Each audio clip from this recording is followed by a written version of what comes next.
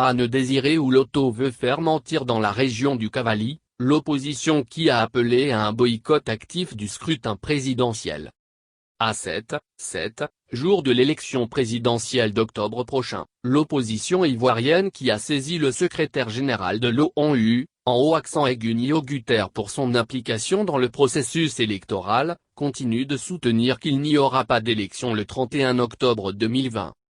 Alors que les lieutenants du candidat du RHDP, parti présidentiel, eux sont sur le terrain pour galvaniser leurs troupes à participer massivement au prochain scrutin présidentiel au pays, l'opposition appelle à un boycott actif de l'élection présidentielle.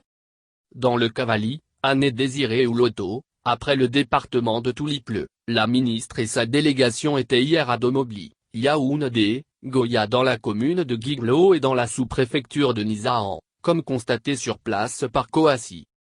Elle y a invité ses parents à faire mentir ceux qui souhaitent le boycott des élections.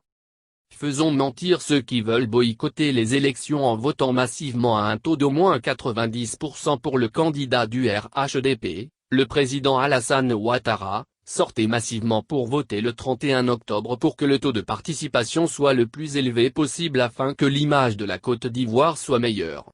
A déclaré devant la population de ces 4 localités, Anne Ouloto.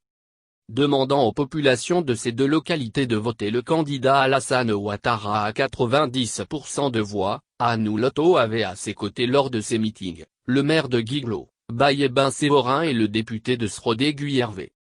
Alassane Ouattara est le président qui a construit plus de ponts en Côte d'Ivoire. Son bilan en matière de routes, d'adduction d'eau, de construction de centres de santé, d'écoles et d'universités est élogieux. Notre région, le Cavally a bénéficié de ses actions de développement dans tous les domaines.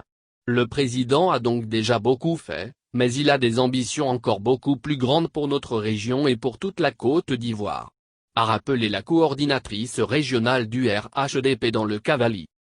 Par la voix de leur porte-parole, le chef de terre, Koudeba Georges, a promis à l'émissaire du candidat du RHDP à l'élection présidentielle, mettre tout en œuvre pour la victoire du président sortant candidat Alassane Ouattara.